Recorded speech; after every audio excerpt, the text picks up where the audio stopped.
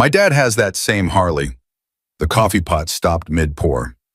Four of the most feared men on Route 86 turned to stone at a diner counter, not because of a threat, not because of a weapon, but because of 6 words from a 22-year-old girl in a yellow apron.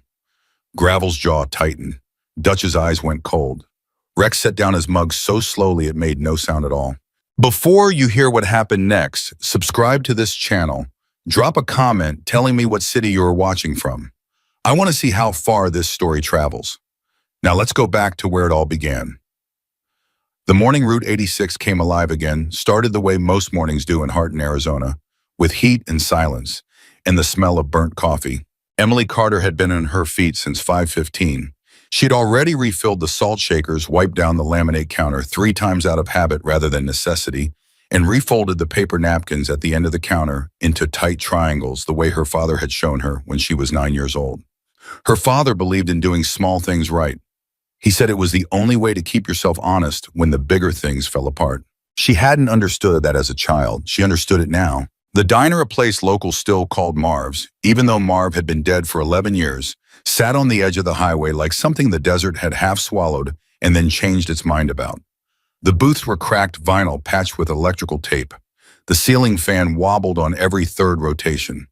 The neon coffee sign in the window had been flickering since April, and every morning Emily told herself she'd call someone about it, and every morning she forgot. It was that kind of place, a place you stopped thinking about fixing.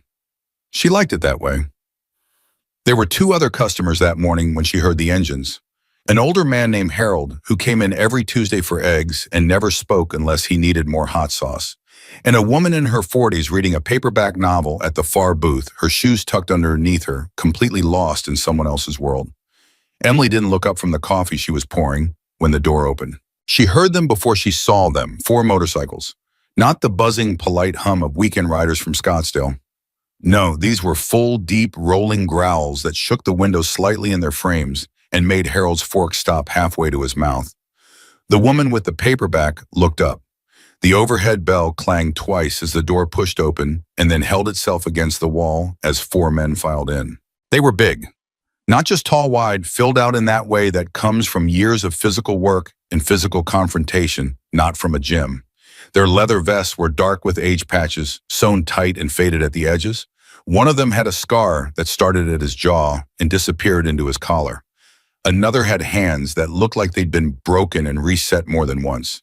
The third was the oldest, maybe early 60s, with a white beard and the quiet demeanor of a man who had decided decades ago that he didn't need to prove anything to anyone. The fourth was leaner than the others, dark-eyed, and he moved like something coiled, not violent, just ready. They sat at the counter without asking. All 4 of them in a row, the way men sit when they've traveled together so long that order becomes instinct. Emily grabbed 4 mugs without being asked. She'd grown up in Harton. She'd been pouring coffee since she was 15. First for her father at the kitchen table, then for strangers at this counter. She had learned early that men who look dangerous are often just tired, and that the best thing you can do for a tired man is give him something hot and not ask questions until he's ready. She filled the first mug and slid it to the man on the end, the oldest one, white beard, quiet eyes. He wrapped both hands around it without speaking. "Morning," she said simply. "Morning," the one with the scar said. His voice was gravel being dragged across concrete. She would learn later that this was in fact his name. Gravel. She would learn a lot of things later. She filled the second mug, then the third. When she got to the fourth, the lean, dark-eyed one, he was watching her in a way that wasn't threatening, but was measuring, like he was trying to figure something out. "Anything to eat?" she asked. "What's good?" the scarred one, Gravel asked. "Eggs are fresh. Biscuits came out 20 minutes ago." 4 plates, he said like that settled it. She wrote it down and turned toward the kitchen window to clip the ticket. When she turned back, all 4 of them were quiet, staring at their coffee. The silence was comfortable for them, she could tell. These were men who had spent years in each other's company without needing to fill the air. Harold had gone back to his eggs. The woman with the paperback had gone back to her book, though Emily noticed she didn't turn any pages.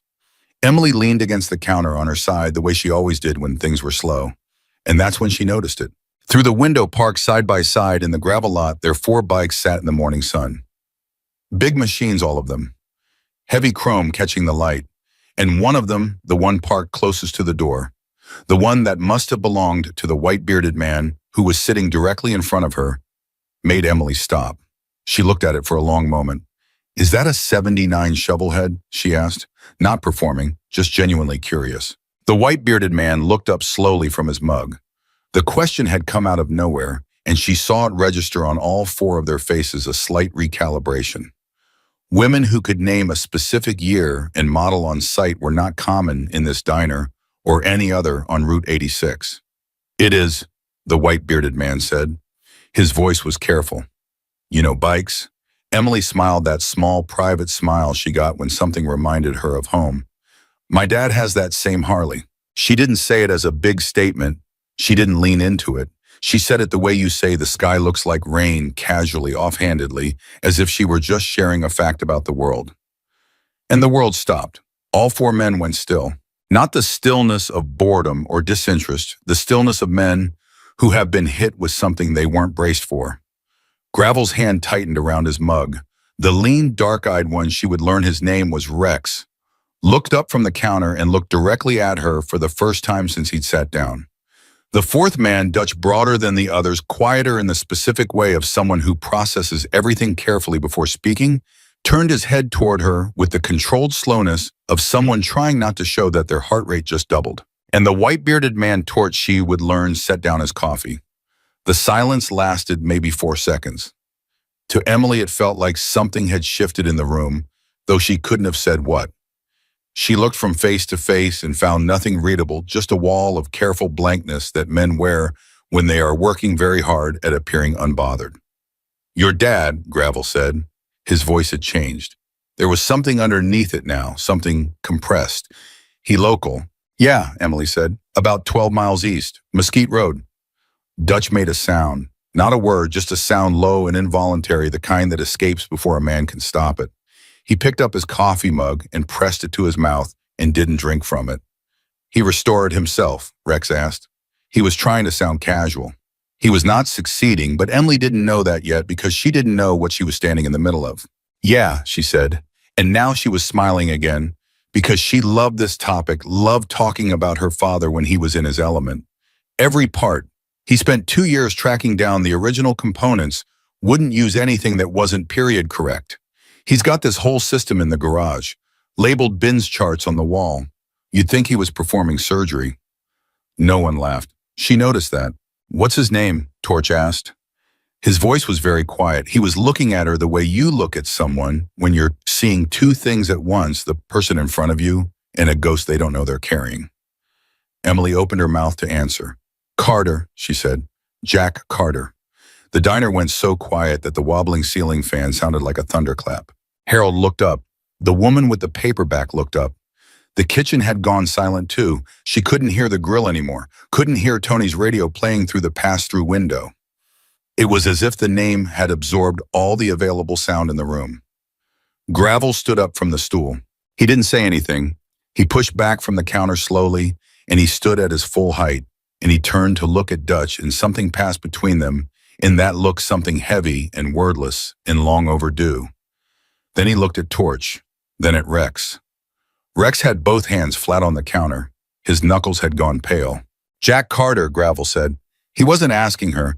He was saying the name to himself, or maybe to the other three, the way you say a word out loud when you've been trying to remember it for a long time and it finally comes back to you. Emily looked between them. "You know him?" she asked. No one answered right away. Torch picked up his coffee again, and this time he did drink from it, and he took his time setting it back down, and when he looked up at her, his eyes were different. Not dangerous. Something older than that. "We used to," he said. The way he said used to, Emily would think about that later. There was a whole world in those two words. A closing of doors. A span of years. A thing that had happened and then stopped happening and had apparently not started again. "You haven't seen him?" she asked. "Not in a long time," Dutch said.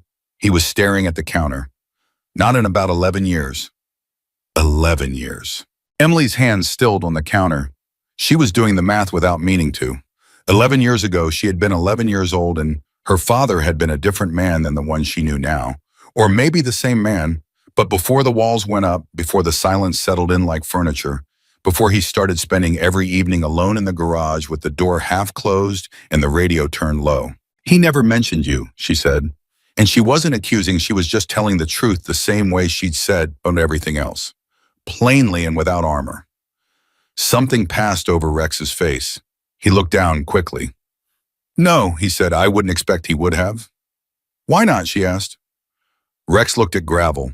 Gravel looked at Torch. Torch looked at his coffee. The eggs arrived. Tony slid 4 plates through the window with a clatter that broke the spell, or maybe just paused it. Emily set the plates down automatically, muscle memory, doing what her conscious mind couldn't because her conscious mind was busy pulling at threads, trying to understand the shape of what she'd walked into. The men ate. They ate in the way men eat when they are thinking about something other than food mechanically without pleasure, staring at the middle distance. Emily refilled mugs she hadn't been asked to refill and stayed close to the counter the way she did when she sensed that someone needed something they hadn't figured out how to ask for yet. It was Gravel who finally spoke. How is he? He asked. He set it into his plate. He said it like a man asking about a wound he wasn't sure was healed. Emily thought about how to answer that honestly. He's okay, she said carefully. He keeps to himself mostly. Works on the bike. Keeps the property up. She paused. He doesn't go out much. Doesn't have a lot of people coming around. Gravel nodded slowly, like this confirmed something he already knew. The bike run, he asked. Not yet, she said. He says it's close. He's been saying it's close for about 6 months. She smiled, but it was the kind of smile that sat right next to something sad. I think it's not really about the bike running. Torch looked up at that, looked at her directly. What do you mean? Emily shrugged, but it wasn't a casual shrug. It was the shrug of someone who has thought about something long and hard and not arrived at a comfortable answer. I think he likes having something to work toward, she said. If the bike is finished, then he's just there, with no project. And I think that scares him a little. She stopped herself where she was saying more than she intended to. Sorry, that's probably more than you needed. No, Torch said quietly. It's not. Gravel pushed his plate back. He pulled something from his vest pocket, a worn leather wallet, the kind that had been with him for 20 years, and pulled out bills and laid them flat on the counter, more than the bill would come to by twice. Where on Mesquite Road? He asked. Emily blinked. You're going out there? Where on Mesquite Road? He said again, not unkindly, just with the directness of a man who has made a decision and is no longer taking detours. She hesitated. She thought about her father in that garage with the door half closed and the radio turned low. She thought about what it would mean to show up on his property after 11 years with no warning, and whether he would welcome it or close the door, and she honestly did not know the answer. She knew him, and she did not know him the way children know their parents thoroughly in some ways and not at all in others. He's private, she said. I know, Gravel said. He might not be happy to see you. I know that too, he said. And the way he said it, the flatness, the acceptance told her that whatever had happened 11 years ago, these men did not feel entitled to a warm reception. They just felt, apparently, that they needed to go. Rex spoke without looking up. You can tell us it's none of our business, he said. And you'd be right. But I'd rather you told us where he lives. Something in his voice stopped her. It wasn't pressure. It was the opposite of pressure. It was a man acknowledging a debt and making himself small in the acknowledging of it. After the old water tower, she said at last. Take the left fork. Gray house. You'll see the garage. The door is always open. Gravel nodded once. He stood and the other stood with him, the coordinated rising of 4 men who had moved in formation for decades. Thank you, Torch said to her. For what? She said. He looked at her for a long moment, and she got the impression that he was seeing more than she knew was there to be seen. For the coffee, he said, but that wasn't what he meant. They filed out the door. The bell clanged twice. Through the window, Emily watched them mount their bikes. Watched them pull onto Route 86 pointing east toward the desert and the old water tower and the gray house with the always open garage door. Harold looked at her from his booth. Friends of your dad's, he asked. Emily watched the bikes until they were specks against the white horizon. I don't know, she said honestly. I don't know what they are. She stood there a moment longer than she needed to, her hand resting on the counter, the coffee pot at her side. Whatever she'd just done, whether she'd started something or ended something, or simply moved something that had been stuck for a very long time, she couldn't say. She turned back to the counter and started wiping it down. The ceiling fan wobbled on its third rotation. The neon sign flickered. Outside Route 86 was empty again. But it felt different now. It felt like the kind of empty that comes after something important has passed through, not abandoned, but released. 12 miles east on Mesquite Road, her father was in his garage. She wondered if he could hear them coming. She wondered if somewhere underneath all that silence and isolation and careful distance, some part of him had been listening for exactly this sound for 11 years. She picked up the bills Gravel had left on the counter, smoothed them flat, set them in the register. She didn't know all that had happened in the past. She didn't know what her father had done, or what these men had failed to do, or where the debt ran, or in which direction. She was 22 years old, and she had learned mostly from him that some things between people run too deep to be explained to an outsider, and too real to be left alone forever. What she knew, what she felt standing at that counter in the wobbling heat of that September morning, was that something had shifted. Some mechanism that had been jammed for 11 years had just been touched by the smallest key. 6 words. My dad has that same Harley. She hadn't meant to say anything that mattered. She almost never did. Neither had her father. And maybe that was the thing. Maybe the things that matter most are the ones we say without knowing we're saying them. The ones that slip out before the walls go up carrying the truth in their plainness because there was no time to dress it up or bury it. She poured herself a small cup of coffee, something she rarely did during a shift, and stood at the window for a moment longer. The road was empty. But east, somewhere in the white distance, 4 motorcycles were carrying 11 years of silence toward a man who had been carrying it alone. And Emily Carter, a girl who had grown up learning to do small things right, had done something this morning that she wouldn't fully understand for days. She had said the truest thing she knew, and it had been enough. The 12 miles between Marv's Diner and Mesquite Road felt longer than 12 miles. That was the thing about desert highways. Distance had a way of expanding when you were riding towards something you weren't sure you deserved to arrive at. Gravel Road point the way he always had. Not because anyone had assigned him the position 20 years ago, it had just happened naturally the way certain men end up at the front of things without ever asking to be there. Dutch rode his left flank. Torch hung back slightly, the way he always did when he was thinking hard. Rex brought up the rear, and if anyone had looked back at his face in those 12 miles, they would have seen something there that didn't belong on the face of a man who had ridden through 30 years of hard country without flinching. What they would have seen was fear, not the physical kind, the other kind, the kind that lives in the chest and has nothing to do with anything that can hurt you on the outside. Gravel didn't slow when he saw the water tower. He took the left fork without hesitating, the way Emily had told him, and the gravel under the tires shifted from packed highway to something looser and older. The kind of road that hasn't been maintained because the man who lives at the end of it doesn't want visitors to find it comfortable. He saw the gray house first, then the garage. The door was open. He pulled up and killed the engine. The others followed. 4 bikes going silent in sequence, a sound that used to announce them like a calling card across half the Southwest, a sound that meant something in a world that no longer existed quite the way it used to. Now it just meant they'd arrived somewhere they hadn't been in 11 years. Nobody moved for a moment. The garage was maybe 30 feet away. From inside it came the faint sound of a radio turned low, playing something country and indistinct. A single work light was on, and underneath it, visible even from the driveway, was the Harley. It was the same bike. Gravel would have known it anywhere. He'd watched Jack Carter buy that thing off a man in New Mexico for $300, and a handshake had watched him haul it home in a borrowed trailer, had sat in this very garage. This garage, he was certain, because the same cracked concrete step was still at the entrance, and drunk cold beer while Jack talked about what he was going to make it into. That had been a long time before 11 years ago. That had been in a different life. Gravel got off his bike and stood. Maybe we should have called, Dutch said from behind him. His voice was low. He doesn't have a number listed, Gravel said. I checked.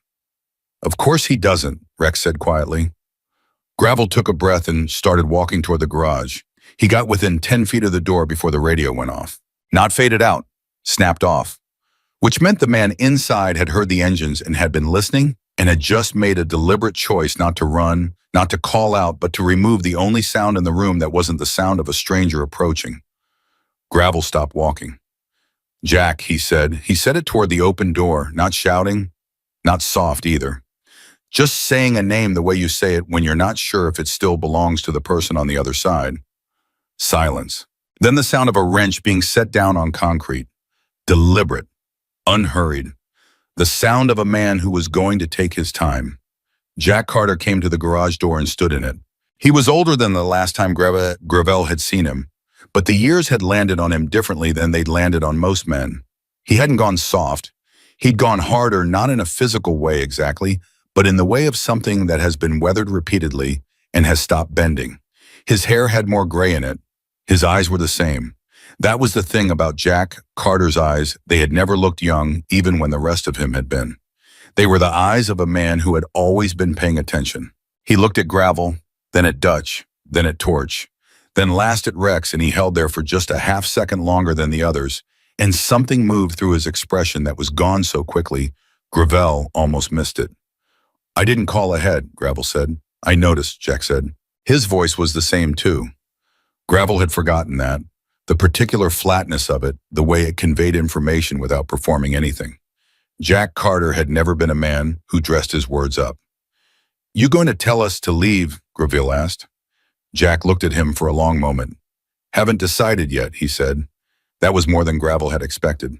"Your daughter sent us," he said. "She didn't know she was doing it.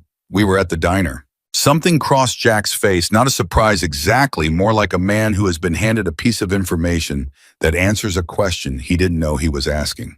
He looked past them briefly as if checking whether Emily had come with them. "She talked to you?" he asked. "She talked about the bike," Dutch said. "She said it was a '79 shovelhead. Said you'd been working on it for a long time." 2 years, Jack said. "She said you wouldn't use anything that wasn't period correct." Something shifted in Jack's posture. The smallest thing, a fractional lowering of his shoulders so slight you would have missed it if you hadn't known how to look. It was the shift of a man who has been in a defensive position for so long that he's forgotten it, and the tiny involuntary softening that happens when something real gets past the guard before the guard can respond. "You didn't come out here to talk about the bike," he said. "No," Gravel said. "We didn't." Jack looked at him. Then he stepped back from the door, not inviting, not waving them in, just moving out of the space he was occupying and leaving the decision to them. Gravel walked in. The others followed. The garage smelled the same as it always had: oil and metal, and something underneath those things that was harder to name. The Harley sat on its stand in the center, partially disassembled parts laid out around it in careful order on a workbench against the wall. The labeled bins Emily had mentioned. The charts. She hadn't exaggerated. It looked like a man who had applied his entire capacity for precision to a single task. Rex looked at the bike for a warm-deep moment without speaking. Then he looked at the charts on the wall, and his jaw tightened. "You've been doing this alone?" Rex said. It wasn't a question. "I do most things alone," Jack said. "That wasn't always true," Torch said. Jack turned and looked at him. The two men were close in age, Torch, maybe 3 years older, and had known each other longer than any of the others had known either of them. Something passed between them in that look that wasn't hostility and wasn't warmth. It was the look of two men who shared enough history that they didn't need to perform anything for each other. "No," Jack said quietly, "it wasn't." Gravel sat down on a stool near the workbench. Not because he was invited to, because standing felt too formal for what needed to happen in this room. "We should have come sooner," he said. Jack didn't answer. "I've been saying that to myself for 3 years, Gravel continued. "Maybe longer. I'd start to pick up the phone, then put it down. Tell myself there wasn't a right way to do it. Tell myself you probably didn't want to hear from us anyway." "Did you?" Dutch asked, turning to Jack.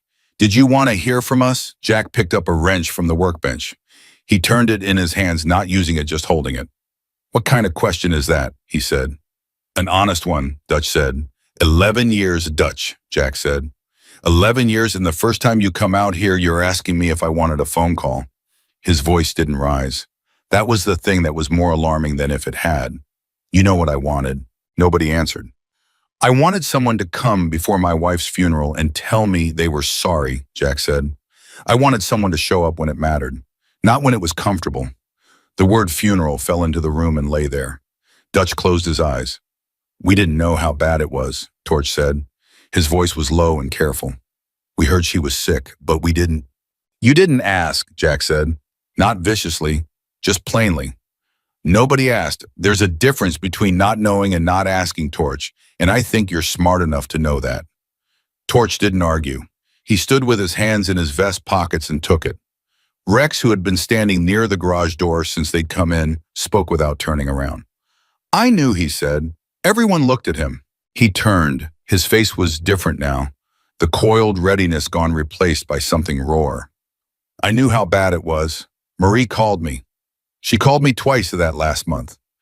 I listened. I told her I'd pass it on, and then I got caught up in I don't even remember what. Something that didn't matter. And by the time I thought about calling her back, she was already... He stopped. He pressed his mouth shut for a moment. I've been living with that for 5 years. The garage was quiet. Jack looked at Rex. The two men held each other's gaze across the garage, and the weight of what Rex had just said was visible on both of them, differently, but visibly. Marie never told me she called you, Jack said. I asked her not to, Rex said. I didn't want you to think people knew and still didn't come. I don't know what I thought. I thought I was protecting you from something worse, but I think I was protecting myself. He said the last sentence like it cost him. I'm sorry, Jack. I am genuinely, completely sorry, and I have no good reason to give you. Jack set the wrench down on the workbench. He stood with his back to them for a moment. When he turned around, his expression hadn't collapsed into anything. Jack Carter didn't collapse. But something around the eyes had changed. Some compression that had lived there so long, it had started to look like a permanent feature, had shifted by a degree. Sit down, he said. All of you. They sat. Dutch pulled a stool from the corner. Torch leaned against the wall.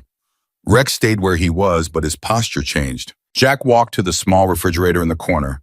The same one Gravel realized that had held the cold beer 20 years ago, and pulled out 4 bottles of water and set them on the workbench without asking whether anyone wanted one. She talked about you sometimes, Jack said.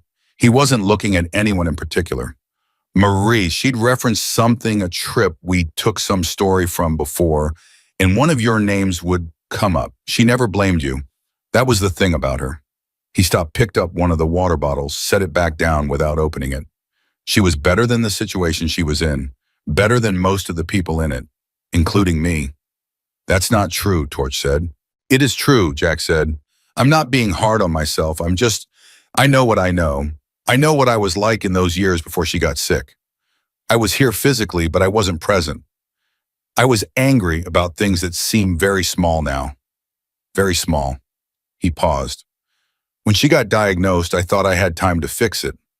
I thought I could pay back what I owed over the years she had left, but I waited too long to start, and there weren't enough years. Nobody spoke. Gravel was looking at his hands. What was her name? Dutch said quietly. Your daughter. We never asked. Jack looked up. Emily. She seems like her, Torch said. And that sentence was the one that finally did something to Jack Carter's face. He turned toward the Harley and stood with his hand resting on the gas tank, not speaking. And the 4 men who had ridden 12 miles and carried 11 years of silence into this garage gave him the time he needed because it was the least they could do, and they knew it. She talks too much, Jack said finally, and there was something in his voice that wasn't sorrow for once. Something almost warm. Gets it from her mother, can't help herself. She talks to everyone. Strangers at the diner, the hardware guy. The old man, 2 properties over, who hasn't spoken to anyone in 6 years. She talks to people. She talked to us, Gravel said. Yeah, Jack said. I know, she doesn't know not to. Maybe that's not a flaw, Torch said. Jack looked at him. Maybe that's exactly the thing, a Torch said. Oh, that needed to happen. The garage was quiet again, but it was a different kind of quiet now. The first quiet had been the quiet of a held breath. This was the quiet that comes after something has been released, not resolved, not finished, but released. The pressure down a notch. The room breathing. Gravel reached forward and picked up one of the water bottles and turned it in his hands. We've got nowhere to be, he said.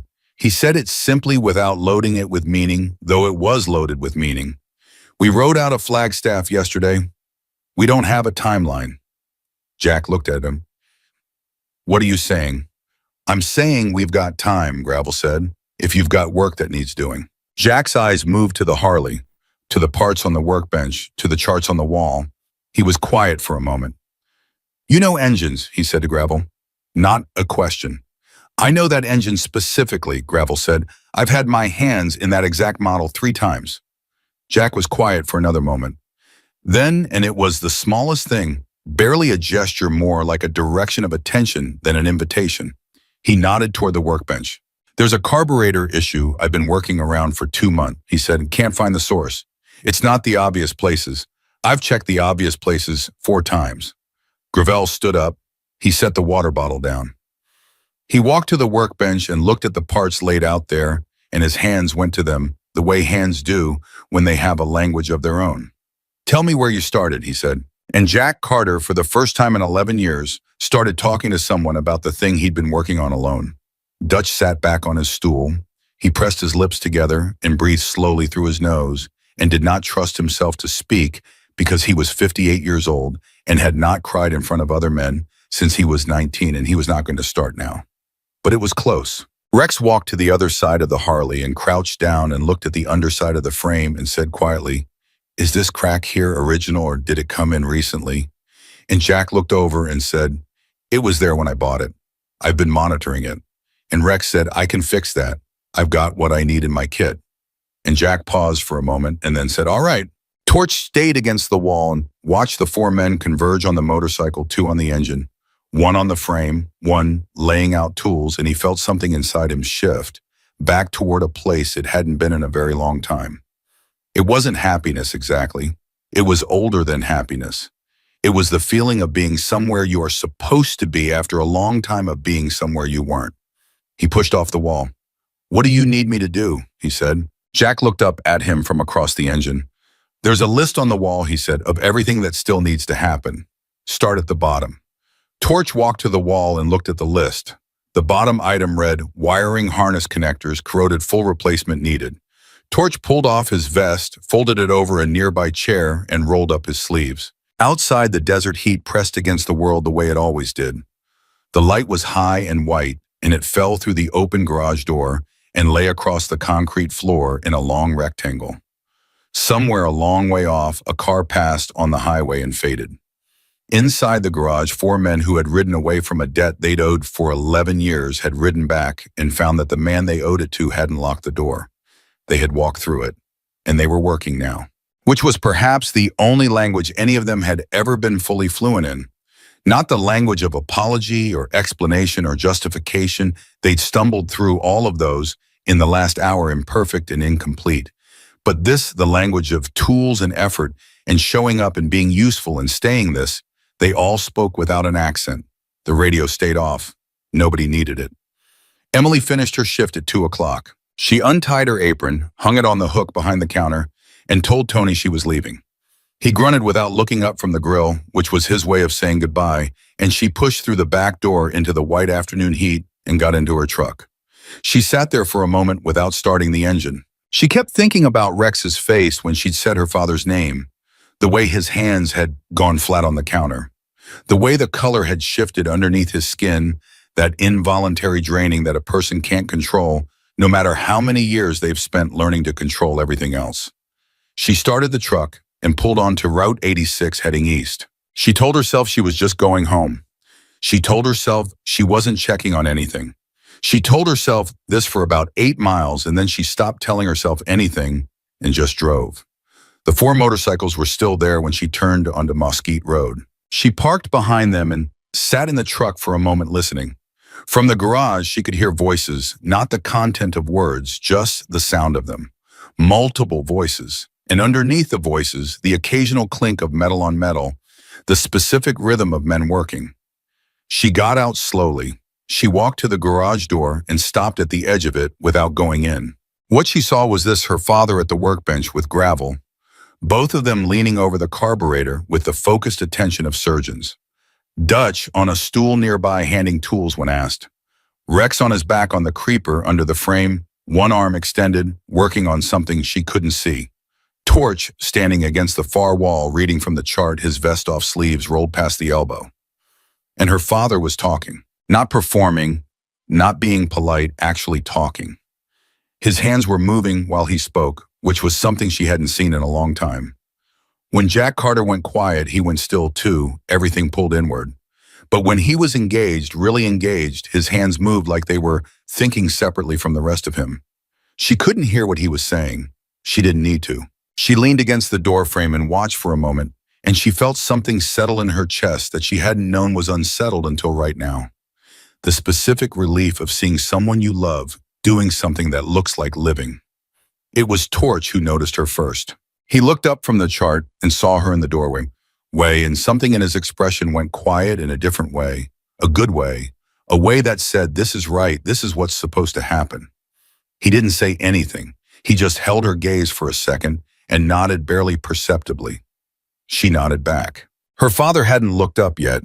He was saying something to Gravel about the float level, his voice animated in a way she recognized from when she was small, Saturday mornings before everything changed, when the garage had been a place of projects and music, and her sitting on that same workbench, watching her father's hands move like they were thinking separately from the rest of him. She had forgotten he used to be like that. Then Gravel said something back and her father laughed. It was short, barely more than a breath pushed through a half smile.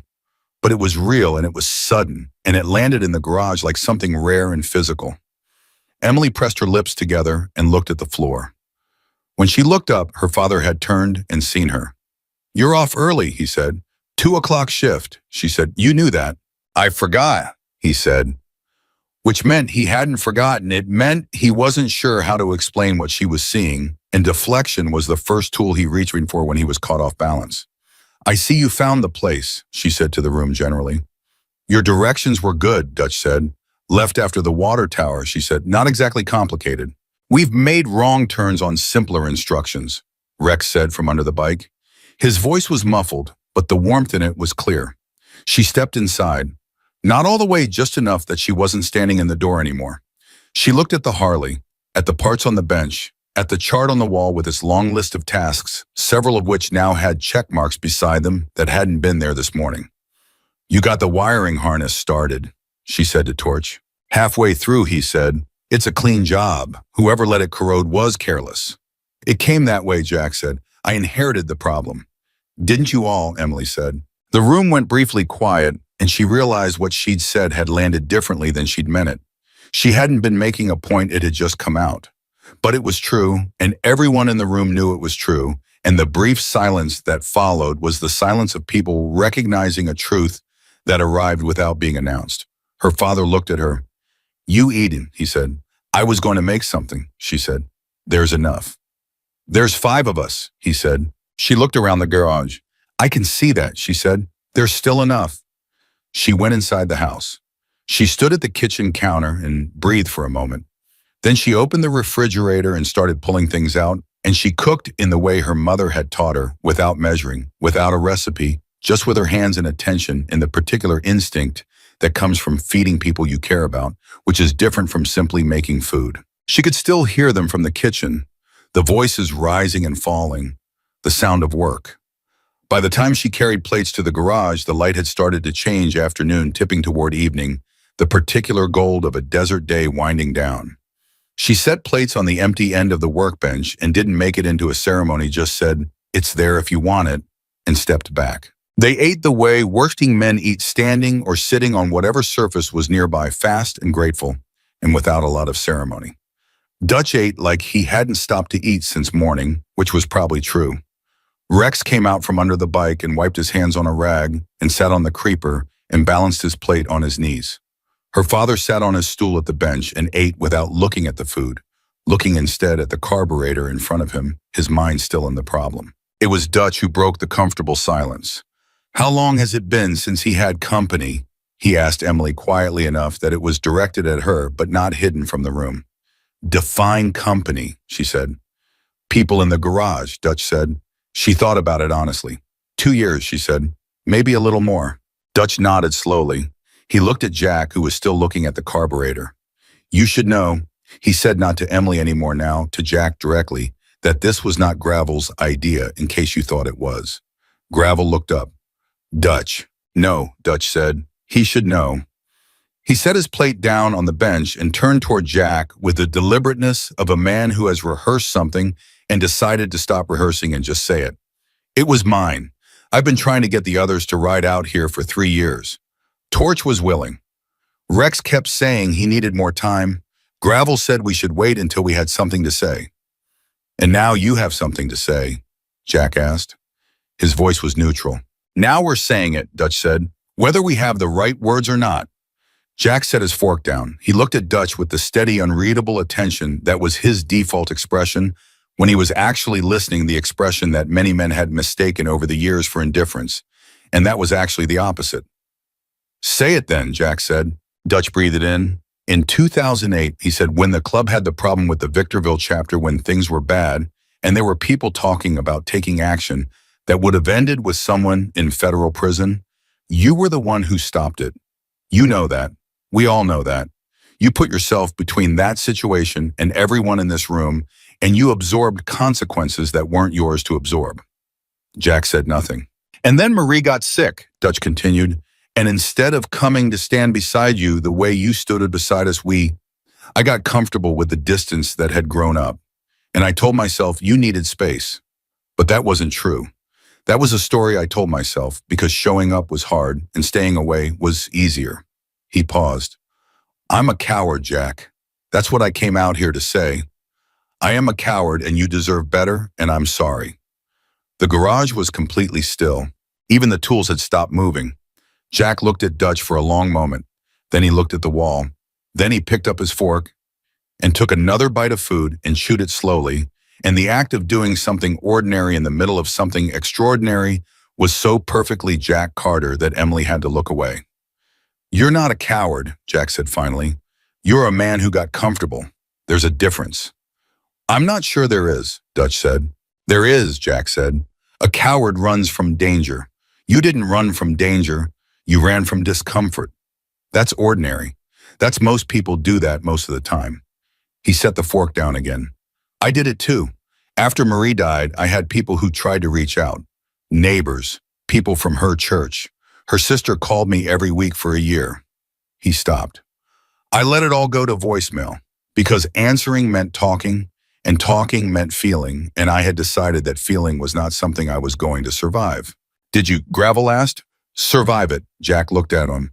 I'm still here, he said, which was not the same thing as yes, and everyone in the room understood the distinction. Emily was looking at her father. She had not heard him say these things before. She had lived beside them, had grown up aware of the shape of his grief, the way you become aware of a large piece of furniture in a dark room, navigating around it without being able to see it clearly, but she had not heard him name it out loud in front of other people. She realized her father had needed an audience for this. Not her, she was too close, too much a part of the grief itself. He had needed people from before, people who had known him when he was whole and could therefore understand what wholeness lost actually meant. Rex had been quiet for a long time. He was sitting on the creeper with his empty plate balanced on his knee, and he was looking at the floor and he was working up to something. When he spoke to Jack directly, and he didn't soften it. I need to ask you something, he said, and I need you to tell me the truth. When have I told you anything else, Jack said. Did you know, Rex said, when it was at the end, did you know that she'd called me and I hadn't called back? The question hung in the air with the particular weight of something that has been held for a very long time by the person holding it. Jack looked at Rex for a moment. Then he said, she told me, last week at the hospital. She said she'd reached out to a few people and hadn't heard back. She didn't name names. I don't think she said it to make me angry. I think she said it because she was trying to be honest about where things stood. Rex closed his eyes. Did it make you angry? Rex asked. Yes, Jack said simply. It made me very angry. And now, Jack looked at him. At the rawness in Rex's face, the thing that had been coiled and guarded all morning and was now entirely absent, leaving something exposed and younger looking underneath. Now I'm tired of being angry, Jack said. I've been angry for 5 years. I don't have the energy for another 5, he paused. You should have called her back. That's the truth and we both know it. But she didn't die because you didn't call her back, and I know that too. And somewhere along the way, I let the anger attach to the wrong cause because the real cause was something I had no one to be angry at. Rex opened his eyes. Cancer doesn't have a face, Jack said. Grief needs something to look at. You were there. The silence that followed was the deepest one yet. Not uncomfortable, profound. The kind of silence that comes after something true has been said, and the room needs a moment to make room for it. Gravel leaned forward with his elbows on his knees and looked at the floor. Dutch was looking at his hands. Torch had stopped working entirely and was looking at Jack with an expression that was close to reverence. Emily had not moved. She was standing near the door, her back against the frame, and she was watching her father hold the weight of a room full of people the way she had watched him hold the weight of tools steadily with the full strength of both hands without showing the effort. "I owe you an apology too," Torch said. His voice was rough. "For a different reason." Jack looked at him. "Torch." "No," Torch said. "Let me." He pushed off the wall. "In 2013, you reached out. You sent a letter to my address in Flagstaff. I got it. I read it. I put it in a drawer and told myself I'd respond when I figured out what to say." He stopped. "I never figured out what to say. The drawer still has the letter in it." Jack stared at him. "You kept it," Jack said. "I kept it," Torch said. "I kept it because throwing it away would have meant something I wasn't ready for." Jack stood up from his stool. He walked the length of the garage slowly, not toward anyone, just moving the way he moved when he was processing something that required his body to be in motion. He stopped near the Harley and put his hand on the bottom tank. "I wrote 3 letters," he said. "Torch was the only one who got one." Gravel looked up. "Why only Torch?" "Because you and Dutch I was still angry at," Jack said. "And Rex," he stopped. He turned to look at Rex. "I didn't know about Rex in the phone calls yet. Marie didn't tell me until the end." He paused. "I wrote to Torch because Torch was the one I missed most. Not because he'd done the least wrong. Just because." Torch said nothing. He pressed his mouth shut and breathed through his nose and looked at the ceiling for a moment. "What did the letter say?" Dutch asked. "It said I didn't want to die alone in this house," Jack said. "Not literally, I wasn't in danger. But that's what it said." He looked at the Harley. "It said I was working on the bike and I didn't have anyone to show it to, and I thought maybe someone might want to come see it." The room breathed. "That's the saddest thing I've ever heard," Dutch said. "Yeah, well," Jack said, "I wasn't in the business of being cheerful in 2013. "You wrote it," Emily said from the door. Her voice was small. Her father turned and looked at her. He'd almost forgotten she was there, not because she was unimportant, but because she belonged to a different layer of his life, and what was happening in this garage was a layer she had never seen. "You wrote the letter," she said. "You reached out." "It didn't go anywhere," he said. "But you tried," she said. "Dead." She stopped herself, shook her head. "You never told me you tried." "There wasn't much to tell," he said. "Nothing happened." "Something's happening now," she said. He looked at her for a long moment, and then for the second time in one afternoon, for the second time in what felt like years, something moved through his face that was not exactly grief and was not exactly relief, but was the narrow place between them where things that had been held too long finally began to loosen. He turned back to the workbench. "Gravel," he said, his voice back to its working register. "Hand me the number 4 flathead." Gravel picked up the screwdriver and held it out. Jack took it and bent back over the carburetor, and the work continued. But it was different now, and every person in that garage felt the difference. Something had been said that couldn't be unsaid. Not the apologies, those were important, but they were surface. The thing that couldn't be unsaid was the truth underneath the apologies. The letter in Torch's drawer. The voicemail Rex never returned. The way grief needs a face and attaches to the wrong one. The way a man can spend 5 years angry at the wrong target because the right target doesn't exist. Those things had names now. They'd been spoken out loud in a room that still smelled like oil and metal in the particular residue of time. Emily watched her father's hands moving over the engine. She watched Gravel handing tools. She watched Rex slide back under the frame without being asked. She watched Dutch pick up his plate and finish the last of his food with the quiet appetite of a man whose body had finally decided it was safe to be in the present moment. She thought about her mother, about Marie Carter, who had called Rex from a hospital bed and had not been called back, and who had in her final week told her husband about it not to cause pain, but because she believed in honesty, even when honesty was hard. Because she believed that the truth released into the world would eventually do something better than silence could. Emily was her mother's daughter. She had said 6 words at a diner counter that morning without knowing what they carried. "My dad has that same Harley." And here in the golden late afternoon light falling across a garage floor in the Arizona desert, four men who had owed a debt for 11 years were paying it in the only currency that actually meant anything. They were present, they were staying, they were working. And Jack Carter, who had written a letter in 2013 saying he had no one to show the bike to, finally had someone to show it to. He didn't say that out loud. He didn't need to. His hands were moving again. They didn't leave that night. Nobody said anything about staying. Nobody formally announced it. It happened the way most real things happen between men who have known each other a long time, not through discussion, but through accumulation. The light changed and nobody moved toward the door. The work slowed and then picked back up.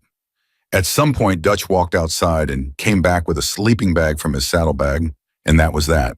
Jack said nothing about it.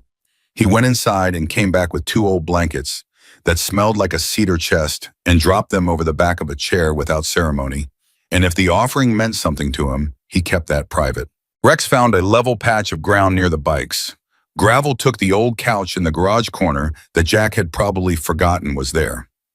Dutch and Torch settled on opposite sides of the porch with the ease of men who had slept in worse places on shorter notice. Emily went home to her apartment 12 minutes away. Before she left, she stood at the garage door and looked at her father at the bench, still working by the light of the single overhead lamp, Gravel half asleep on the couch behind him, and she said quietly, "You okay?" He didn't look up. "Go home, Em." "That's not what I asked." He was quiet for a moment. Then he said, "Yeah, I'm okay." She stood there another second. "I'll be back in the morning," she said. "I know," he said. She drove home with both hands on the wheel and didn't turn the radio on. The next morning, she arrived at 7 with 2 bags of groceries and a box of coffee from the gas station.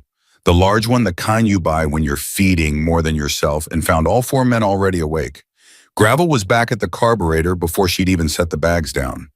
Rex was outside by the broken gate at the end of the driveway on his knees in the dirt examining the hinge, with the focused expression of a man who has decided something is going to get fixed today, whether it wants to or not.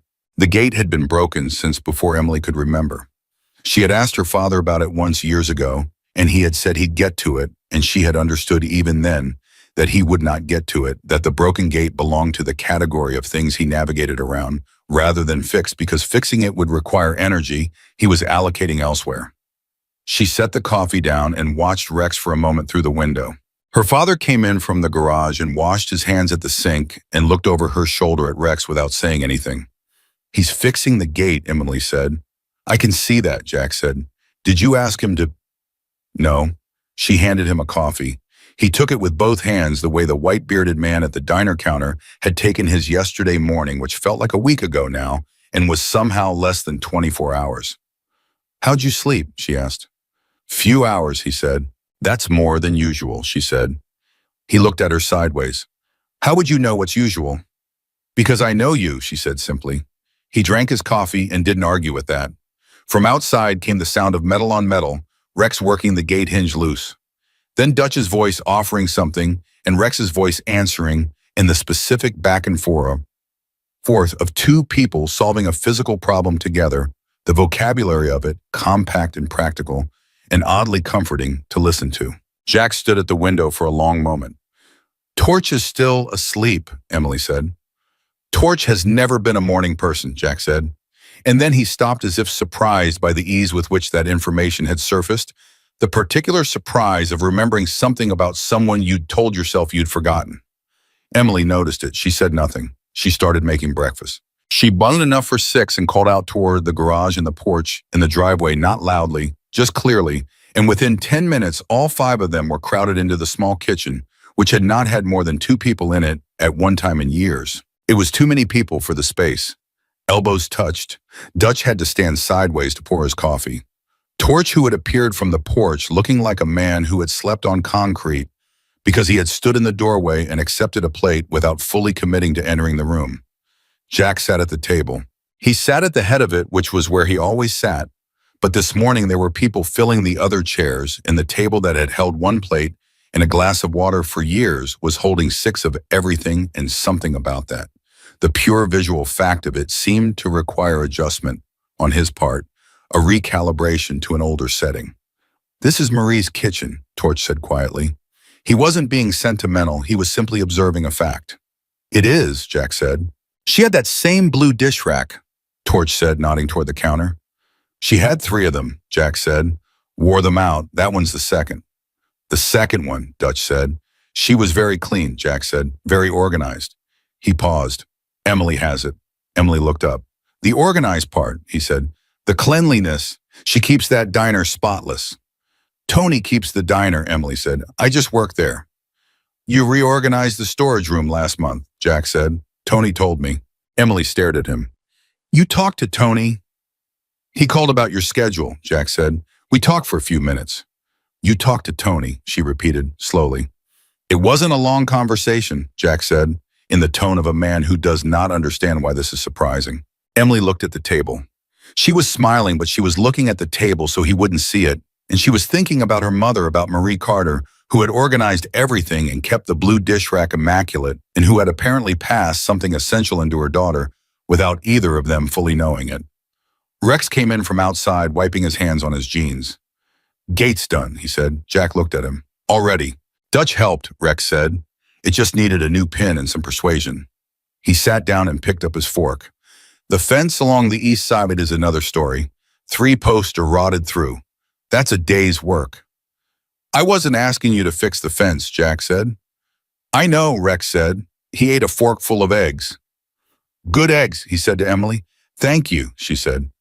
I'm fixing the fence anyway, Rex said to Jack. Jack looked at him. Rex looked back with the calm, immovable expression of a man who has made a decision and is not entertaining amendments. There's lumber in the shed, Jack said finally, left side stacked against the wall. Rex nodded and kept eating. Gravel pushed his chair back and stood up while he was still chewing. I need to check the float level again before the glue sets on the intake seal, he said, half to the room and half to himself, and walked back toward the garage with his coffee in one hand and his full attention already somewhere else. Dutch watched him go. He hasn't changed, Dutch said. Not 1 degree, Torch agreed. Is that a good thing, Emily asked. Dutch and Torch looked at each other with the shared expression of men who have considered this question extensively and arrived at a complicated answer. Mostly, Dutch said. Jack was quiet through most of breakfast. He ate steadily and listened to the conversation around the table, and did the thing Emily had seen him do her whole life: absorb a room. Her father was not a man who needed to fill silence with his own voice. He was a man who listened until he had something worth saying, and sometimes he listened for a very long time. She watched him watch Dutch tell a story about a ride they'd done through New Mexico 6 years ago, something that went wrong in a small town, and then went more wrong and ended, apparently with Torch trying to explain something to a sheriff who had never seen a man quite like Torch before and was not sure what to do with the situation. Torch confirmed the details with small nods and slight winces of remembered embarrassment. Rex added a detail at one point that caused Dutch to stop mid-sentence and say, "That actually happened." And Rex said, "That absolutely happened. I watched it." And Dutch covered his face with one hand. Jack smiled. Not the brief half-breath from yesterday. A real smile, the kind that reaches the eyes and stays for a second. The kind that requires the face to cooperate. Emily saw it. She set her fork down very carefully so as not to make a sound and do anything that would end it. It lasted maybe 3 seconds. Then Jack stood up and carried his plate to the sink and rinsed it the way he always did, precisely no wasted motion. And he said, "Rex, the post hole digger is in the shed too, left of the lumber," and walked back toward the garage. But the smile had happened. Emily held that in her chest like something she needed to carry carefully. By mid-morning, the property had divided itself naturally into work zones. The garage was Gravel's domain with Jack, the two of them in a sustained technical conversation that had developed its own rhythm and its own language over the preceding hours, the shorthand of people who think about the same kinds of problems. From outside, you could hear it in peaks: a question, a pause, an answer, the sound of something being tried, a result.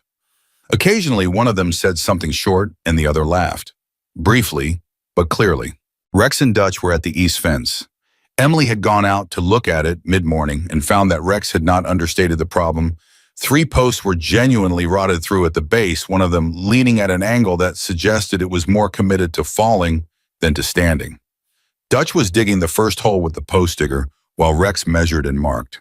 They worked without a lot of talking in the comfortable silence of a shared physical task. Torch was on the porch with a cup of coffee and Jack's old toolbox repairing something Emily didn't identify until she got closer to the porch railing. The spindles on the right side had been loose for 2 years. She had noticed them every time she came over and had added it to the mental list of things she kept meaning to bring up. Torch had noticed them too. Apparently, he had decided not to bring them up. He just fixed them. "You didn't have to do that," Emily said. "I had coffee and nothing else to do," Torch said. "It seemed wrong to sit here and look at a problem and not solve it." "Is that a philosophy?" she asked. He thought about it. "I think it's more of a compulsion," he said. She sat down on the porch step. She had been moving all morning and her feet appreciated the rest, and she wanted a moment outside the busyness of the day. "Can I ask you something?" she said. Torch kept working. "You can ask," he said. "The letter," she said. "The one my dad wrote in 2013. You said you still have it." Torch was quiet for a moment. "I do." "What did you do when you got it?" she asked. Not accusatory, genuinely curious, trying to understand the shape of it. Torch set down his screwdriver. He looked at his hands for a moment. "I sat on my back porch," he said, "and I read it twice. And the second time I read it, I understood exactly what it was asking and exactly what it would cost me to respond the way it deserved." He paused. "And I wasn't ready to pay that cost. Because responding would have meant going out there," he said. "And going out there would have meant standing in front of a man I had let down, and I had spent 3 years building a version of the story where what happened wasn't really my fault, and walking back out there would have meant giving that story up." He looked at her. "I was attached to that story. A person gets attached to the version of events that keeps them comfortable, even when they know it's not quite true." Emily thought about that. "What made you ready now?" she said. "After 11 years. Torch looked toward the garage where the sound of her father's voice could be heard explaining something. "I'm 61 years old," he said. "I've been watching people I care about get further away for the last decade. Not because of fights or falling outs, just because of time and distance and the particular laziness of thinking there's always more time." He picked up the screwdriver again. "I don't think there's always more time anymore." Emily looked at her hands. "My mom used to say that," she said. "She used to say time is the one thing you can't earn back." "She was right," Torch said. "She was usually right," Emily said. It was irritating. Torch smiled at that. "Smart women usually are," he said. They sat in a comfortable quiet for a moment. From the east side of the property came the steady rhythm of Dutch digging. From the garage came the sound of her father and Gravel in conversation. The day was hot and clear, and the kind of ordinary that sometimes unexpectedly turns out to be exactly enough. "He's different today," Emily said. "My dad." "Different how?" Torch asked, though she suspected he already knew. "He laughed at breakfast," she said. "You probably heard it. He doesn't—" She stopped, started again. "He doesn't laugh very much. I've been trying to make him laugh for 5 years, and I get a smile maybe twice a month if I'm persistent." She paused. "Dutch's story got a real laugh out of him in about 4 minutes." Torch was quiet. "Don't take it personally," he said carefully. "I'm not," she said. "I'm relieved, actually. I've been worried that it was just gone, that the part of him that could do that was just closed off. But it's not. It's just that it needed the right key." She looked at the garage. "You're the right key, not me. I'm too close. I'm too tied up in the grief. I'm part of what hurts." She said it matter-of-factly without self-pity because it was simply true, and she had known it for a while. He needs people who knew him before, who can hand him back a version of himself from before everything broke. Torch looked at her for a long moment. "Your mother raised you well," he said. "I know," she said. She stood up. "Don't tell him I said any of that." "I won't," Torch said. She went back inside. The afternoon moved in the way that good working days move fast when you're inside it clear in memory afterward. The fence post went in, the carburetor was addressed and addressed again, and then at approximately 2:15 in the afternoon, Gravel said something in a low, focused voice, and Jack went still and then said, "Try it now," and something clicked into a correct position and held, and Gravel made a sound that was profoundly satisfied, and Jack stood up straight and put both hands on his lower back and stretched and said finally, like the word had been waiting in him for 2 months. Emily heard the shift in the garage atmosphere from the kitchen where she was making sandwiches. She couldn't hear the words, but she could hear the tenor, the specific change of pressure that comes when a long-standing problem gets solved. She made herself stay in the kitchen. She had learned watching her father her whole life that the best way to honor a private moment was to leave it private. But she was smiling at the counter. It was Dutch who found the photographs. He hadn't been looking for them. He'd gone into the garage to check on progress and opened the wrong cabinet looking for a rag, and the cabinet held instead a cardboard box, and the box, its flap open, barely showed him the edge of a photograph. And without thinking about whether he pulled it out. It was from the late 90s. All five of them, Jack Gravel Dutch, Torch Rex, at a rest stop somewhere in Nevada, mid-trip squinting into the sun. They were young. Dutch looked at the photograph for a long time. He looked at his own face in it, at the particular unself-conscious ease of a man who hasn't yet accumulated the things he'll one day regret. He looked at Jack's face. Jack in the photograph was grinning, full and unguarded, the kind of grin that belongs to a man who is exactly where he wants to be. Dutch set the photograph down on the workbench very carefully. "Jack," he said. Jack turned. Dutch nodded toward the photograph. Jack walked over and looked at it. He stood with it in his hands for a long moment without speaking. "Nevada," he said. "Henderson rest stop," Dutch said. "Torch's bike blew a tire 20 minutes later, and we waited 4 hours for a tow." 3 hours, Torch said from across the garage. He had come in without anyone noticing. "I've always said 3 hours." "4 hours," Dutch said. "I counted." "You slept for 2 of them," Torch said. "You're not a reliable source." Jack was still looking at the photograph. His thumb moved across it, the smallest gesture barely there. Across the faces. Across his own face. Across the face of the grinning man who didn't know yet what was coming, who had no idea that a decade from that rest stop his wife would be gone, and his friends would be a memory, and the garage would be the only place that still made sense. Emily had come to the garage door. She saw her father holding the photograph. She had never seen that photograph. She hadn't known it existed. She looked at the young version of her father's face, the grin, the ease, the undefended quality of a man in the middle of a good day, and she had to press her lips together hard, because she recognized him. Not the young man in the photograph she had known him then. She recognized the expression. She had seen it once or twice in her entire life on her father's face in unguarded moments, in the early mornings before his walls were fully up, and she had always thought it was a glimpse of something she was imagining. It wasn't. It had been real. It had been who he was before. Jack set the photograph down on the workbench, flat face up. Then he went back to the engine. But he didn't turn the photo over. He left it there where he could see it. Rex came in from the fence line. He was dusty, and there was sweat through his shirt, and he had the look of a man who had been doing hard physical labor for 4 hours and was satisfied by this. He looked at the photograph on the bench. He looked at it for a moment and picked it up and studied it. "You were thinner," he said to Dutch. "You were shorter," Dutch said. "I was never shorter," Rex said. "You were definitely shorter," Dutch said. "Photographically shorter," Rex said. "That's the angle." Jack made a sound. It was brief and quiet, and if you weren't listening for it, you would have missed it entirely, but Emily was listening, and it was laughter. Real laughter. The third time in 2 days, a record she realized for recent years. She slipped away from the door before anyone could see her standing there. She went and sat on the porch step where she'd sat with Torch that morning, and she sat there for a minute in the late afternoon heat, and she let herself feel the full weight of the day, the work done, the fence repaired, the carburetor, solved, the photograph, face up on the bench, her father's hands moving, and his voice present, and his laugh short as it was real as it was alive in that garage. She had not fixed this. She needed to be clear with herself about that. She had said 6 words at a diner counter and handed a coffee to 4 strangers and told them where her father lived. That was the sum of her action. The rest of it had been these men and her father and 11 years of a debt being paid in the only way that actually meant anything. But she had opened the door. Not intentionally, not strategically, just by being her mother's daughter, by talking to strangers, by saying the true thing without armor, by not knowing enough to be careful. Her mother would have found that funny.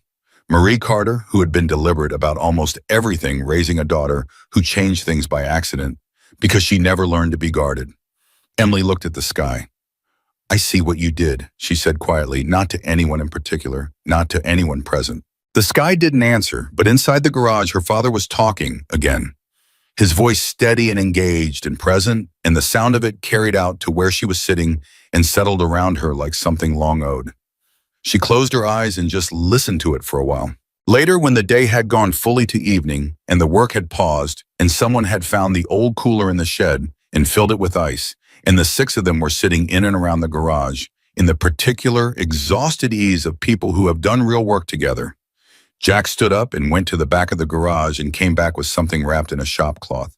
He set it on the workbench. He unwrapped it. It was a photo frame, old wooden, the kind you buy at a drugstore. Inside, it was a photograph that Emily had never seen her mother at maybe 30 years old, sitting on a motorcycle that wasn't the Harley, laughing at whoever was behind the camera, with the full, open, unself-conscious laugh of a woman who is completely happy in the moment she's in. Jack stood there for a moment. She always said she wanted to ride when the bike was finished, he said. His voice was flat, but it was the flatness of tremendous compression of a man holding something enormous at close range. She didn't make it to finished. Nobody spoke. So I kept working on it, he said, because stopping felt like... He stopped, picked up the frame and set it against the wall where it would be visible from the workbench. It felt like admitting something I wasn't ready to admit. He stepped back, looked at the photograph of his wife, then at the Harley, then at the four men who had ridden in from his past and were standing in his garage with tool marks on their hands and sweat on their shirts and 11 years of a debt half paid. We're close, he said. On the bike, another 2 days, maybe 3. We've got time, Gravel said. What he'd said yesterday and meant just as much today. Jack nodded. Then we finish it, he said. It was not a long speech. It was not a declaration. It was simply a man saying the next true thing, which was the only kind of speech Jack Carter had ever been capable of. But in that garage with the photograph of Marie Carter laughing on the wall and the Harley almost whole on its stand and 4 men who had found their way back after 11 years of distance, it was enough. It was more than enough. It was everything. The third morning arrived the way the best mornings do, without announcement, without ceremony. Just light and the smell of coffee and the sound of men already at work before anyone had decided the day had officially started. Emily heard the garage from the driveway. She sat in her truck for a moment with the engine off and just listened. 3 distinct voices, the percussion of tools. And underneath it all, steady and low, her father's voice moving in and out of the conversation, the way a current moves under the surface of water, present, directional, carrying things forward. She had not called ahead this morning. She didn't need to anymore. She grabbed the grocery bags from the passenger seat and went in. Gravel was under the tank. Jack was at the bench with a torque wrench. Dutch was reading specs from the chart on the wall, calling out numbers, and Jack was answering them with the automatic precision of a man who has had those numbers memorized for 2 years. Rex was outside. She could hear him on the east fence, a few of the last things to button up from yesterday. Torch was in the kitchen, which surprised her, standing at the counter with a mug of her father's coffee, the old percolator, kind thick enough to stand a spoon in, looking out the window toward the property line. You're in my spot, she said. He turned. Your spot. Every morning, she said, I stand there and look at the fence and think about fixing it and then don't. Torch smiled. Rex fixed it. I know, she said. Now I'll have to find something else to feel guilty about. She put the groceries away and stood next to Torch and looked out the window at Rex walking the fence line, checking his work, touching each post with one hand. As he passed it, the gesture of a craftsman confirming what he already knows is solid. He does that, Torch said. Always has. He won't leave a cone until he's confirmed it 3 times with his hands. My mom was like that, Emily said. She'd come back and check things. Locks, windows, the stove. 3 times minimum. Anxiety? Torch asked. No, Emily said. Care. She said there's a difference. Torch looked at her. There is, he said.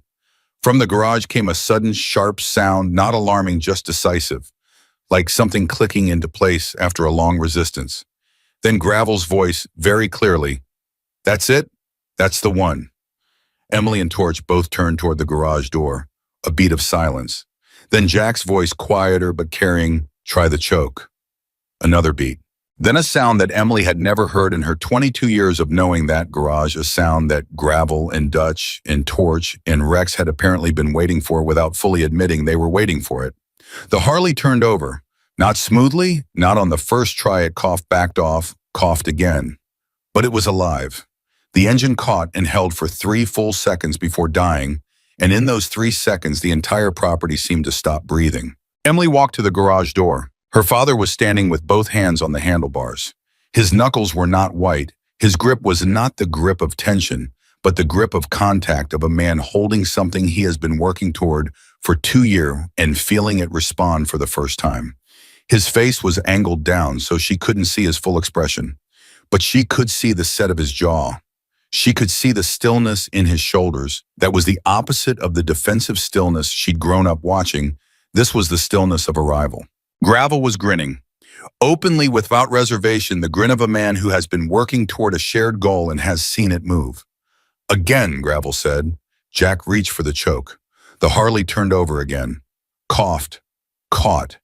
Held for 5 seconds this time. 7.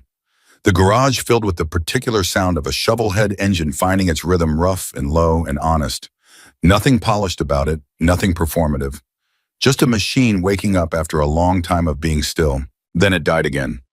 Fuel line, Jack said immediately. His voice was controlled, but Emily could hear what was underneath it, not frustration, anticipation.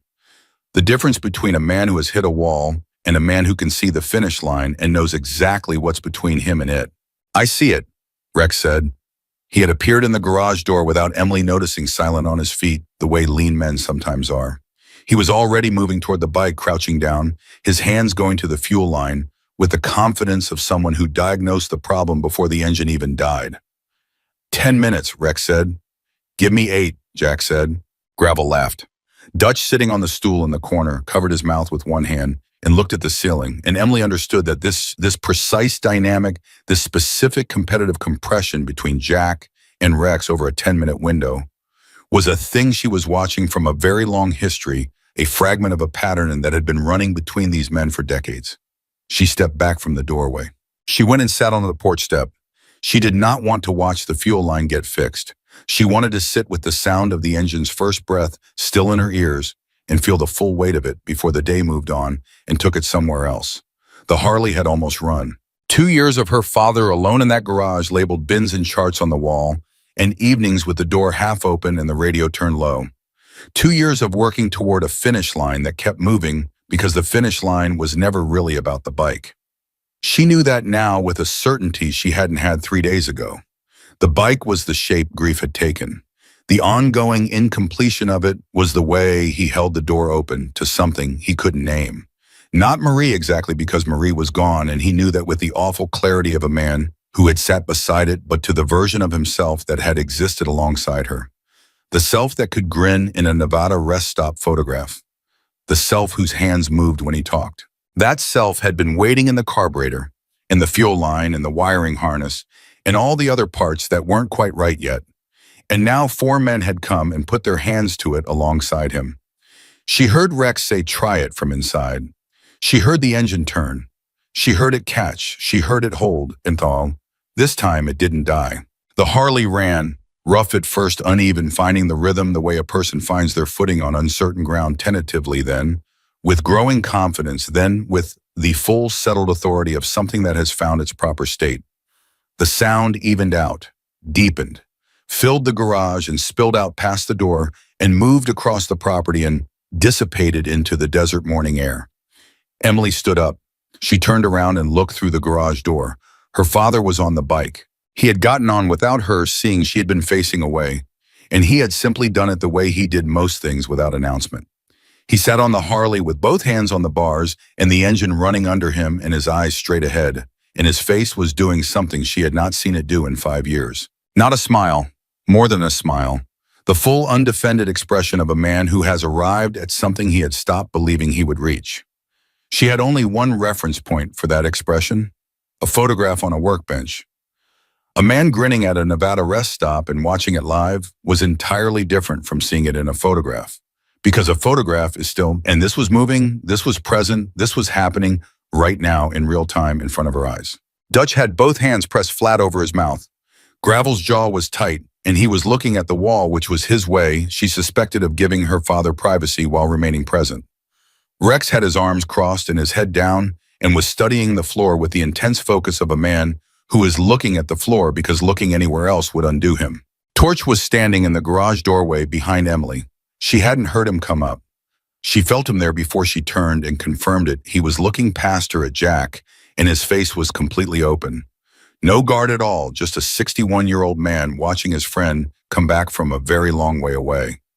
Jack reached forward and turned the engine off. The silence that followed was the loudest silence Emily had ever heard. He sat on the bike for another moment in the quiet. Then he got off. He stepped back and looked at the Harley standing on its own, no longer on the stand, no longer partially disassembled, no longer a project or a purpose or a way of holding grief at arm's length. Just a motorcycle. Just what it was always supposed to be. She'd have wanted to ride it, Gravel said. His voice was rough. I know, Jack said. You should ride it, Dutch said. Jack looked at him. Not today, Dutch said quickly, but soon. You should ride it. That's what she'd say. Jack was quiet for a moment. She'd say a lot of things, he said. Most of them right. Most of them, Rex said. All of them, Jack said. And the correction was so immediate and so certain that it drew a short sound from everyone in the room. Not quite laughter, not quite something else, the sound of people recognizing a truth delivered without ceremony and being moved by it exactly because of that. Emily's throat was tight. She kept it to herself. Jack walked to the workbench. He picked up the photograph of Marie, the one he had unwrapped last night, and set against the wall, and he looked at it for a moment. Then he set it back down, facing outward, where it would be visible from anywhere in the garage. I'm going to leave it there, he said, not to anyone specific, to the room, where I can see it while I'm working. Nobody said anything because nothing needed to be said.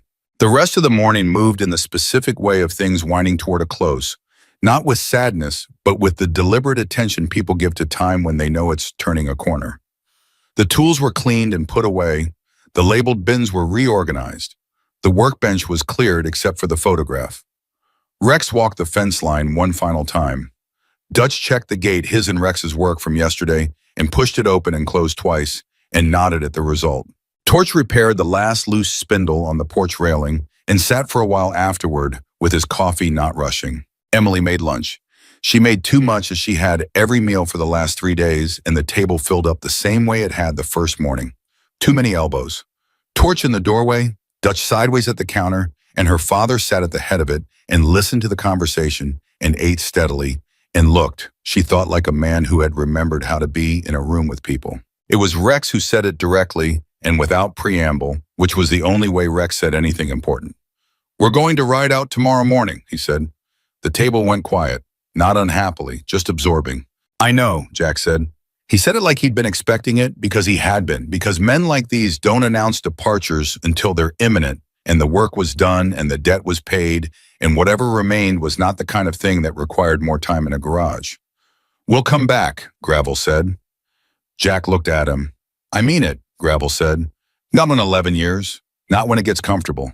Sooner. Flagstaff is 4 hours, Dutch said. That's not a reason not to come. It never was, Jack said.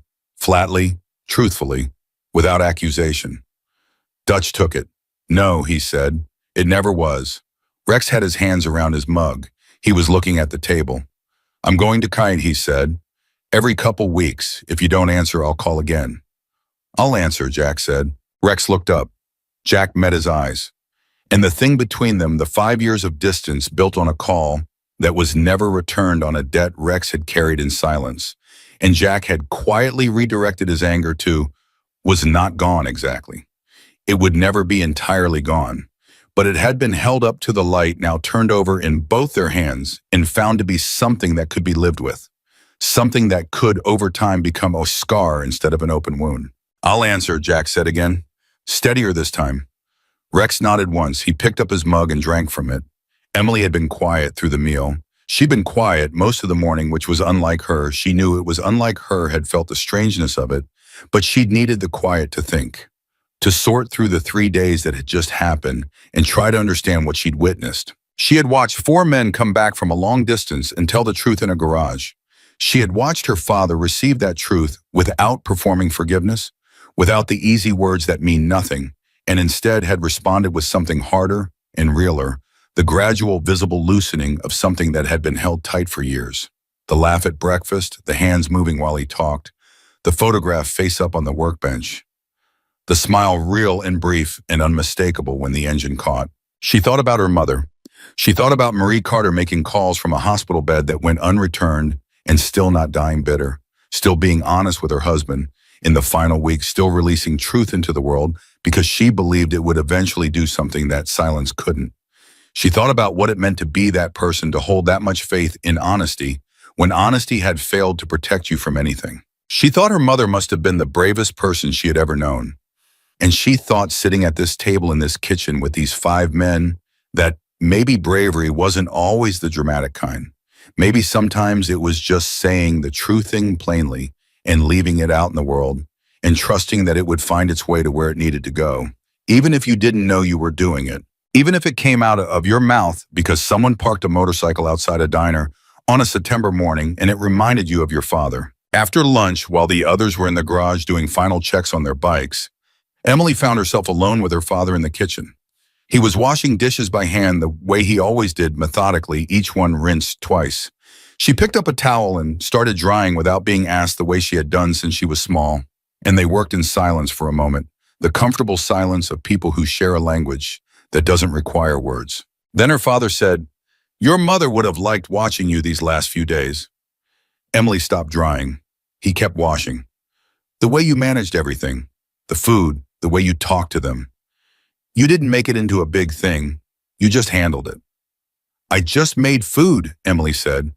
"You made people feel like they were supposed to be there," he said. "That's not nothing. That's what she used to do." He handed her a plate. "She made everyone feel like they were supposed to be there." Emily took the plate and dried it and set it in the rack and did not trust herself to speak for a moment. "Dad," she said. "Yeah." "Are you going to be okay?" she asked. "When they leave tomorrow?" He was quiet for a moment, washed another dish, rinsed it. "Yeah," he said. "I think so." He paused. "It'll be quiet again." "I know. But it'll be a different quiet," he said. "It's been a stuck quiet for a long time." He turned off the water, dried his hands on his own towel. "I think it'll be less stuck now." Emily looked at him.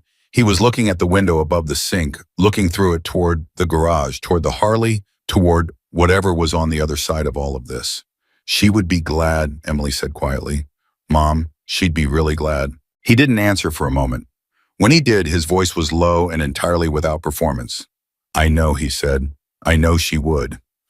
He folded the towel over the rack precisely the way he always did, everything precisely, and walked back toward the garage. Emily stood at the sink alone. She pressed her palms flat on the counter and looked at the window and breathed slowly, and the feeling in her chest was not sadness and was not quite happiness. It was the specific feeling of witnessing something important complete itself, of seeing a circle long broken close. The next morning she was there before anyone else was awake. She sat on the porch step in the early dark, her coffee in both hands, and she waited. One by one they came out, Rex first, then Gravel, then Dutch, then Torch.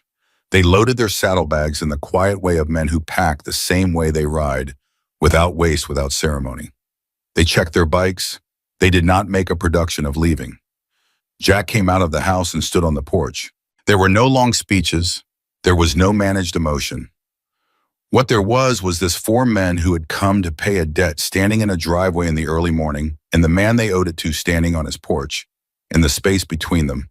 Not empty anymore, but full of 3 days of work and truth and laughter and a photograph on a workbench and an engine that had finally run. Gravel held out his hand. Jack stepped off the porch and took it. Gravel pulled him in, brief one arm, the grip of men who don't linger but mean it entirely. Dutch was next. He held on a half-second longer than Gravel and said something quietly into the space near Jack's ear that Emily couldn't hear and didn't try to. Rex stood in front of Jack and looked at him directly. 2 weeks, he said. "I'm calling in 2 weeks." "I'll answer," Jack said, for the 3rd time. And this time it wasn't reassurance, it was a promise. Rex nodded. He shook Jack's hand and held it for a moment, and then let go. Torch was last. He stood in front of Jack, and neither of them spoke for a moment. Then Torch reached into the inside pocket of his vest and produced something folded, worn at the edges, the fold lines deep with years of being carried. "A letter." Jack looked at it. "You should have it back," Torch said. "I kept it long enough." Jack took it. He held it in both hands and looked at it at his own handwriting, on the outside, the address in Flagstaff, the postmark from 2013, and he held it for a long moment without opening it because he didn't need to open it. He knew what it said. He had written it sitting in the garage at 2 in the morning with the bike half assembled in front of him and his wife 18 months gone, and the silence so complete it had weight. He folded it once and put it in his shirt pocket. "Thank you," he said, "for keeping it." "Thank you," Torch said, "for writing it." The bike started.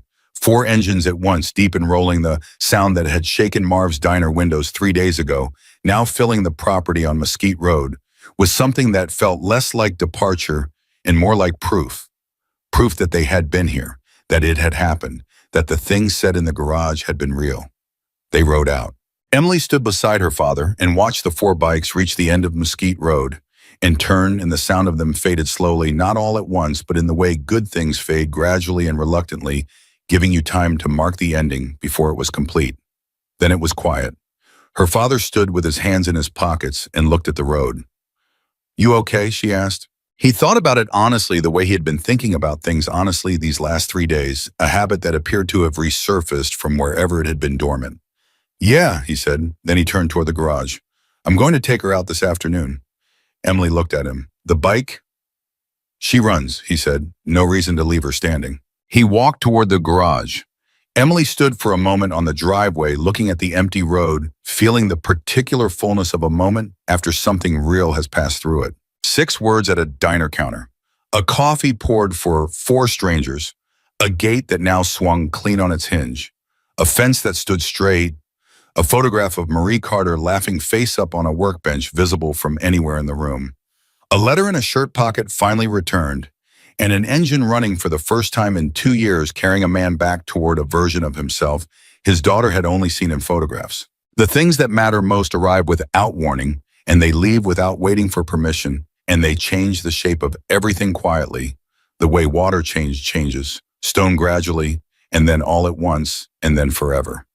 Jack Carter rode the Harley out that afternoon for the first time in years down Mesquite Road toward Route 86, and he was not alone anymore. He carried every person who had stood in that garage with him, in the sound of the engine, in the letter in his pocket, in the photograph on the bench, waiting for him to come home. He rode like a man who had somewhere to return to. And he did.